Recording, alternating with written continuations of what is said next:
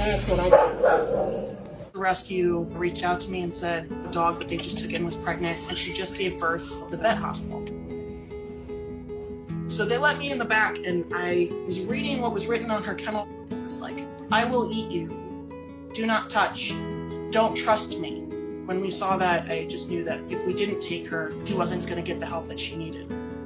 She was given a lot of mixed signals. Like, she would come towards us and she would sniff our hands, and then you would just hear a low growl.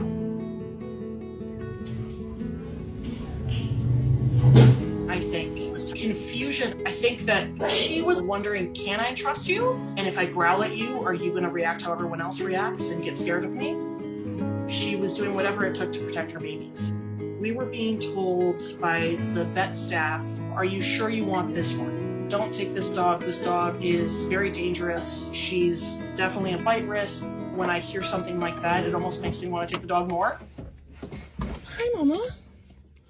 Good girl. When we first got back, we had set up a crate in my office. I was a little worried about having her loose in the room right away because I wasn't sure if she was going to jump the fence to come at us. Just here with Miss Marla, sitting right next to her cage, letting her know that she can eat, she can take care of the babies. Just trying to get her to trust me a little bit. Touch. Touch. And it started out very easy. I would put my hand in front of her nose and through the crate, she would move it. Touch. Good girl. Sometimes she just gets a little overwhelmed. And then I started moving it to the other side of the crate so she'd have to get up, go over and touch my hand. Twist my hand. Oh, that's good girl. I realized how food motivated she was. I would give her cheese, she would take it, and then she would back away and she would just shake. Good girl. It was like that hard exterior of growling and snapping had fallen away. And you could see that what was really underneath it was just a dog who was terrified and just didn't know if she was safe. I thought that we had made a lot of progress. As soon as I pulled out the leash, all the progress we had made went right out the window. Her experience was the leash comes over my head and I am dragged away from my puppies against my will. We took it step by step by step. Very good girl. Very good job. I held the leash up and I had her boot my nose next to the leash.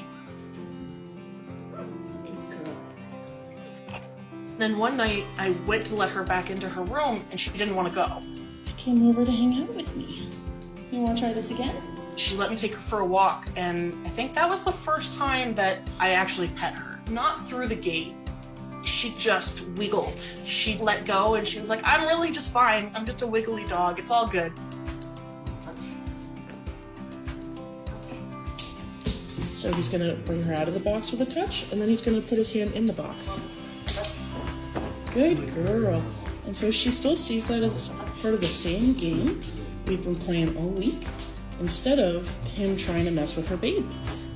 Our staff started coming in every few days for puppy time, and Marvel would come out first.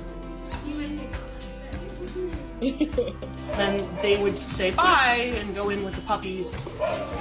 Finally, I started having her in there while people were with the puppies. She stopped thinking we cared about her puppies at all. It was just the Marvel show. She would wiggle over to everyone. She would kiss everyone. She would dance all over. She didn't just kind of decide to trust. She went full bore into people rock. My dream for her would be that as these applications are flooding in for her puppies, we'd get one. Just one for her. I really hope that we find someone that just wants a dog that's going to be their best friend. Because that's who this dog is. She's the dog that you load up in the car and you go on a road trip to the middle of nowhere and she's just by your side the whole way. When you get home and she just wants to be in your lap, giving you kisses. You can tell she's a dog that wasn't loved. Because once she learned what love was, that's all she wants. She wants to be as close to you as possible. My favorite thing about her is that every person she meets, she says, you're my new best friend. There's absolutely no concern in her that someone's going to hurt her. I just love that she's resilient enough to have come from where she's come from and be willing to just trust implicitly like that. there's just no stopping her. She's a superhero.